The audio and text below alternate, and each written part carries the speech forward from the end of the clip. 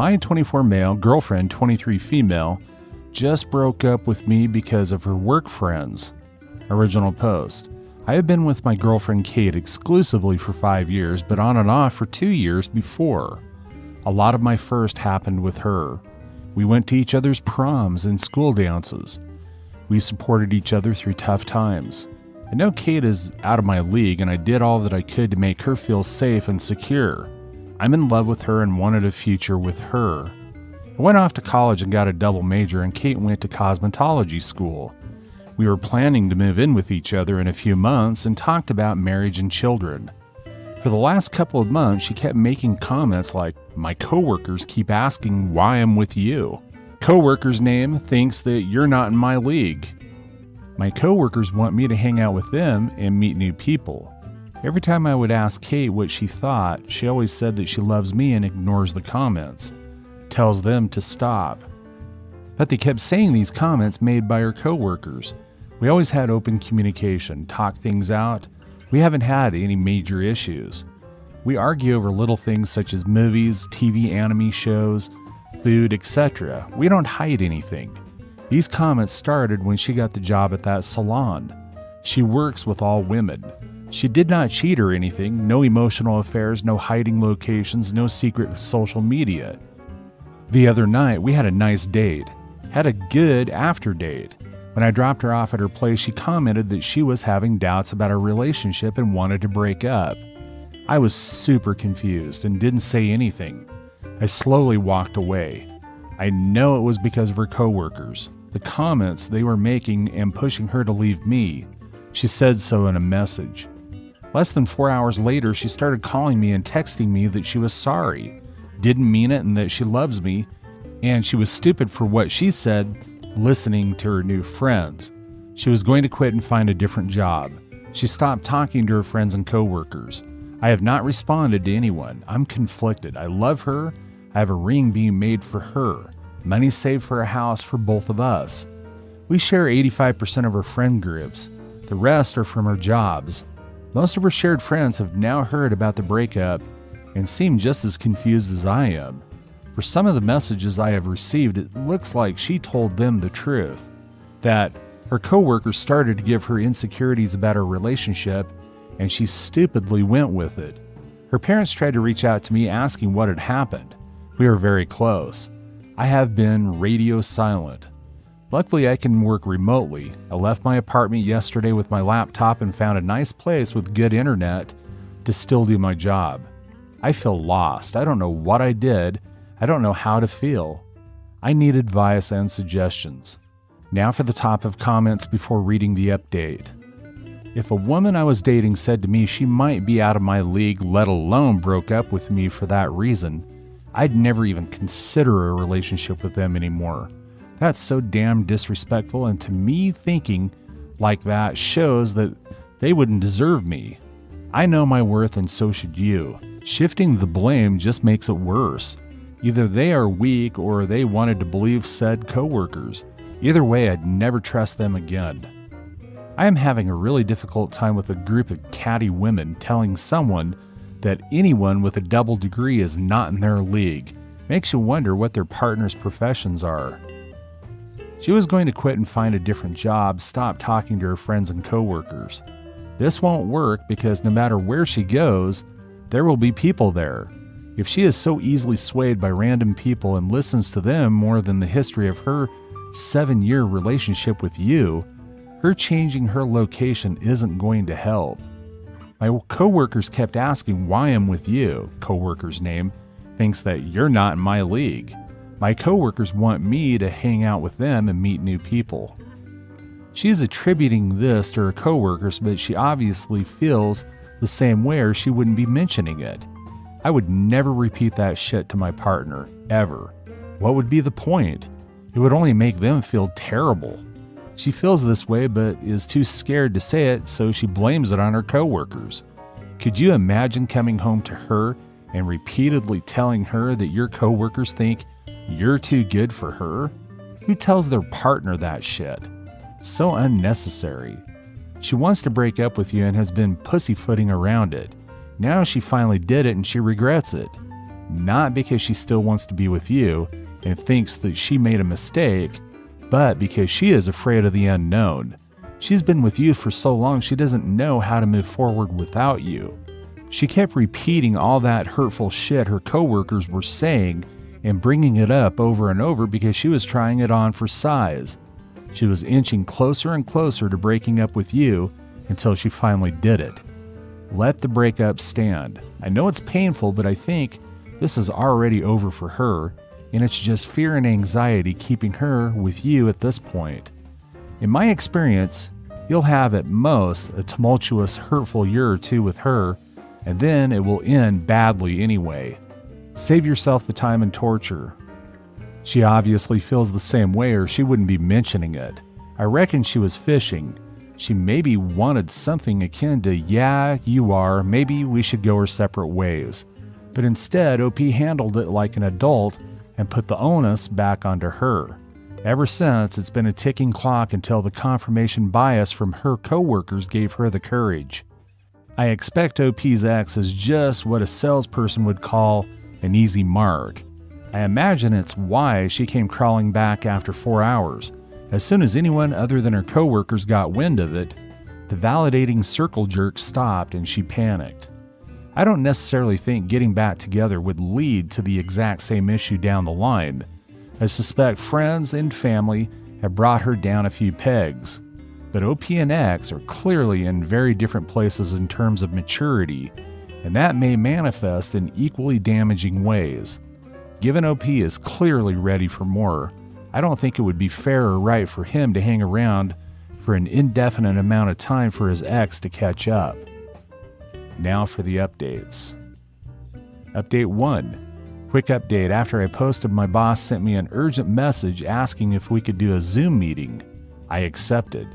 When his picture came up, there were 2 cops behind him. Apparently someone, they wouldn't name, asked them to do a wellness check on me. They tried my apartment and no one was there. Then my work. I was not there.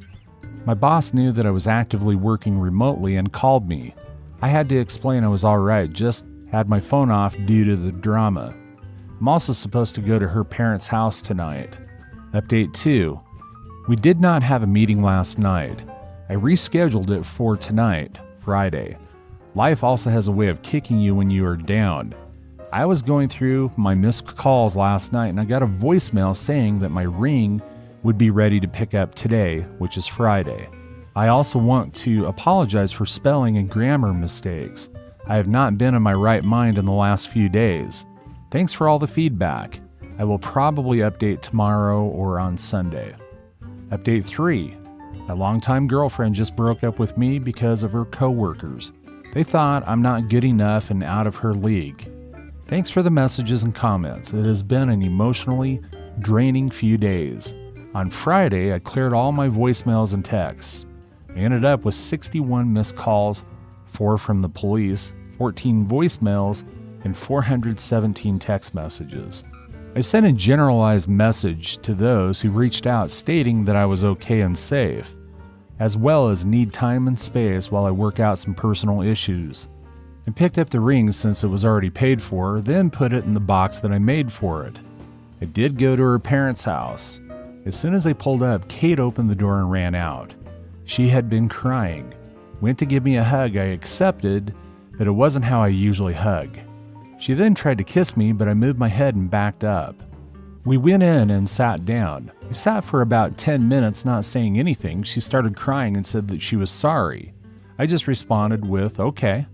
I asked her what she told everyone. She said the truth. I asked her why the cops were called to check on me.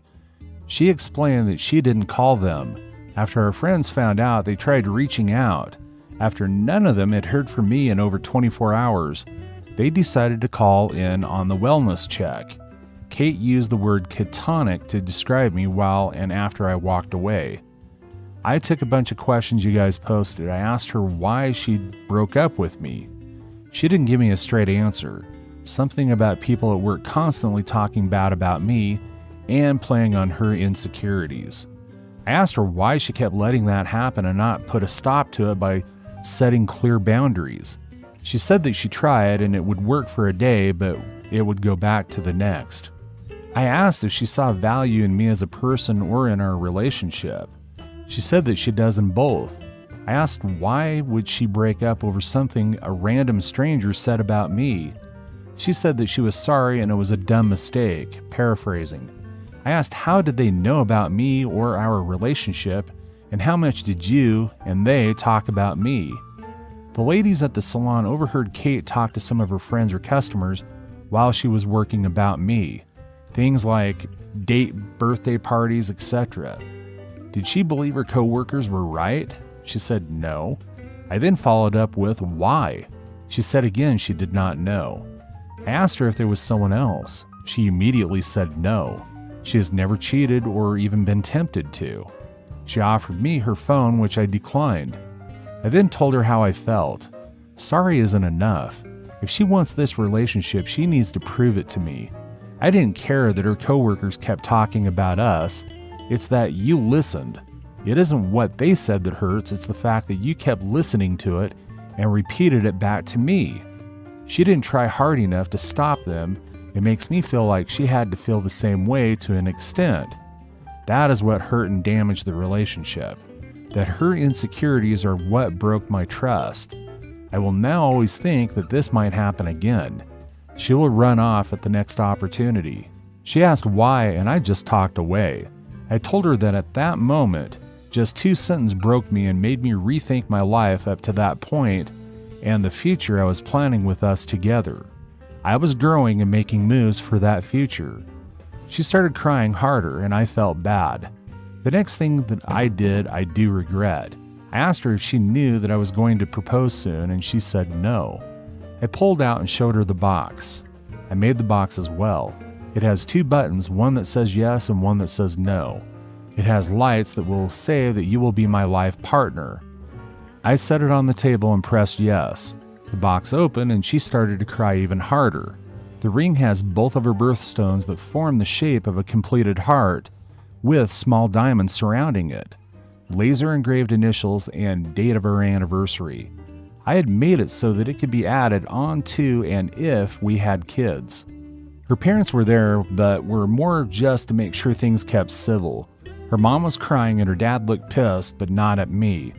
They both made comments about the ring box. I told her that the future that I had planned was not going to happen anymore. We need to give each other space, at least 3 months of no communication. We need to take a step back and look at who we are and what we want moving forward. After that, we will see where we're at. But this is on my terms and my timeline. I can't return the ring, so I don't know what to do with it. Might end up just giving it to her if things don't work out, after 3 months or longer. She said that most of her shared friends told her off and blocked her. Her parents are pissed and her little sister hasn't talked to her since the first night. I said I'm sorry, but actions have consequences. I wished her the best, thanked her parents for all that they've done for me, and hugged them. I knocked on her little sister's door. I have known her all of her life. Thanked her as well, hugged her, and I left. I have 4 months left on my lease. I'm thinking of possibly moving when it expires. Tonight, I'm hanging out with a good friend, Mr. Johnny Walker, just for tonight, and I will get my life going again tomorrow. Update 4. Hello, people of Reddit. This is a follow-up. I have many people that have reached out and asked how I am and for an update. Thank you all for your love and support. To the negative Nancys, sorry if your name is actually Nancy. I hope you stubbed your toe in the dark one night going to the bathroom. This may be my last update on my situation. I'm going to try to keep things in a timely order. After my last report, I tried to get my life back together. I had limited contact with my ex up until about a week ago. That jumping ahead though. Like I said that I would do, I did some self-reflection, some therapy sessions with my therapist, who I've been with for a while, and hung out with my friends to get me back going right. It was working too. I got to the point where I wasn't always thinking about Kate all the time. I did feel down about things sometimes, but I was really getting myself back. I also threw myself into my work that my therapist said it was unhealthy, so I cut back to a more normal schedule. From what I learned about Kate during this time, she was also able to get into therapy. She quit her job and left in a way that burned all bridges to her ex-coworker's petty island. She has a different job in a different field and is planning to go back to school in the spring.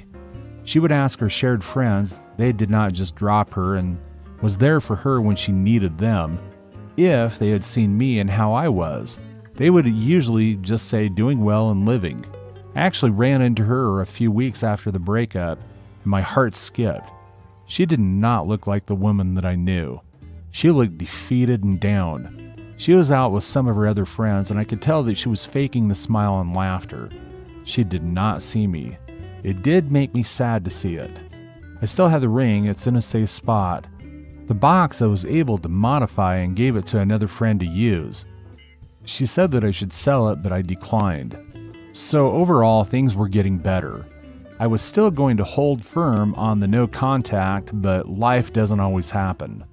That way, several things prevented that. We ended up seeing each other face to face 2 times.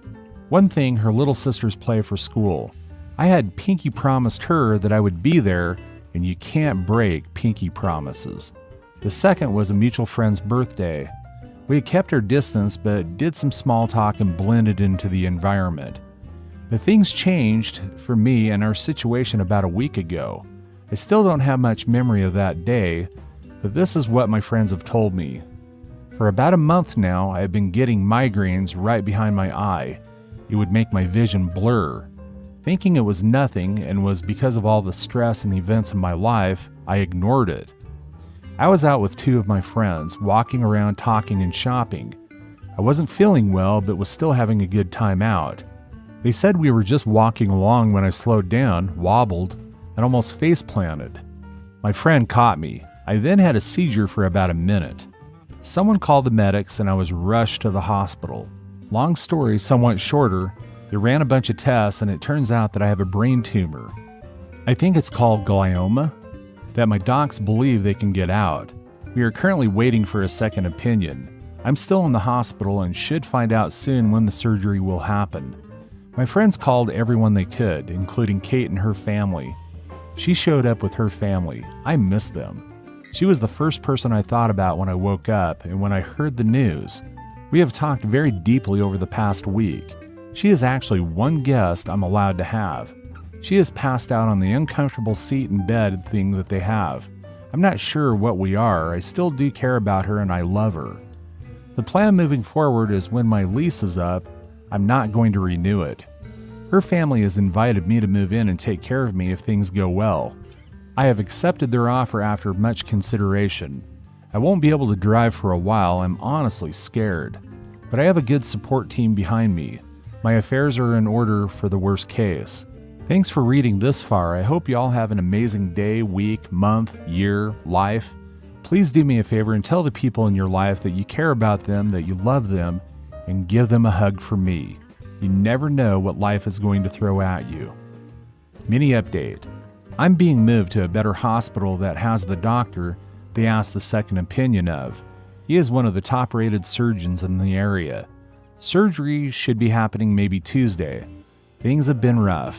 I had some side effects again from the brain slug. I'm going crazy slowly. I can't do anything without someone with me or helping me. I feel like this room is getting smaller. The only thing that has helped is friends coming by quickly or just checking in.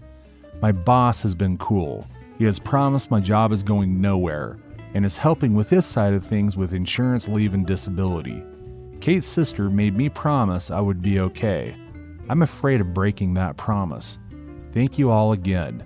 Also, should I tell her about this account? Story 2.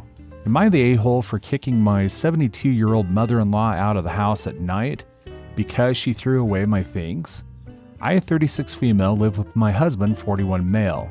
I have a decent relationship with my mother-in-law compared to a lot of the horror stories I hear from friends. She's quite sweet and warm. She is, however, a little over-controlling, overprotective. And I'm not sure of the exact word, but she has very strong ideas about things and no sense of boundaries. For example, when she stays at her house, she takes over the kitchen completely and insists on cooking all of her meals. She cooks wonderfully, but she won't let me help her at all and puts everything away in the wrong places. and then insists that her way is more logical. She only really comes for the holidays though, and I do like her a lot, so I don't mind putting up with these mild annoyances. I'm currently pregnant with our little girl who will be born in a few months. This is a miracle. I really didn't think it would happen, especially so late, but we got lucky. When my mother-in-law heard, she was super excited and said that she would come over to help us get ready for the baby. She offered to stay for the next 6 months or so to help out because my husband and I both work long hours and it will be hard to handle the baby on top of this. She's also pretty emotionally invested in this because she truly sees herself as part of her family. She arrived a few days ago and set herself up. Then she started with the cleaning. I like collecting things from garage sales and such, things like sculptures and books and baskets, stuff a lot of people would consider utter junk. Our house is definitely overstuffed, but it's reasonably tidy and doesn't seem like a hoarder's house or anything. My mother-in-law, on the other hand, likes everything surgically clean. Yesterday, I came home from work to find the house like a war zone. She went through my cabinets and cleared everything out that she considered junk, and had apparently made several trips to a Goodwill before I got home. I was really angry and I asked her why she would ever do this. She said the house has to be tidy for the baby, and that it would be dangerous for the baby to be in my cluttered house. Then she took the next huge bag of stuff and tried to walk out the door. I kind of lost it and I told her she should get out right now. She was shocked that I was serious, and she said that she doesn't have anywhere to go and it's too late. It's about 9:30. I booked her a hotel room and called a taxi. My husband came home an hour later, and when I told him what had happened, he was furious with me. He says that I disrespected his mom and was ungrateful for everything that she's been trying to do for us. Am I the a-hole? Now for the top of comments. Not the a-hole, but you may want to consider why she did that. Your house may actually be cluttered with junk and she was helping. I, of course, don't have light photos of your house in its previous state, but what she did was still an a-hole move. Edit. I didn't expect upvotes for this, lol. I also see a lot of people commenting things that I agree with, and I did make some responses, but I simply don't plan to sift through all of the comments. However, I did try to respond or at least upvote the ones that stuck out before opening them all, before it started to make my Reddit app act weird. OP, if you also don't plan to sift through everything in the sub comments, basically get your shit from Goodwill ASAP before it's sorted and sold. Also, from one expectant mom to another, best wishes for your baby. You will always have people telling you what to do with your pregnancy, child, and life from here on out, because they've done it already.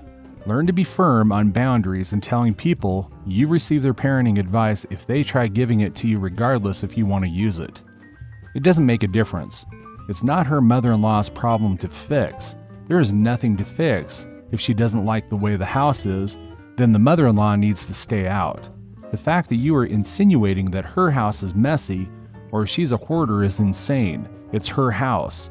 And when the baby comes, there is going to be even more messes, and again, it's not the mother-in-law's place to do or say anything about it. She is not the a-hole. I feel like OP provided the insinuation when she said, "It doesn't seem like a hoarder's house," where she could have said, "It's not a hoarder's house." That doesn't excuse the mother-in-law, and anyone who's watched hoarders on TV knows that it's not helpful in the least if OP really does have a problem. I'm not saying that she does or doesn't, but she's the one that left that door wide open, propped open even. But yeah, not the a-hole. That's all for today. If you're enjoying this story, please like the video and share your thoughts in the comments section down below. Thank you.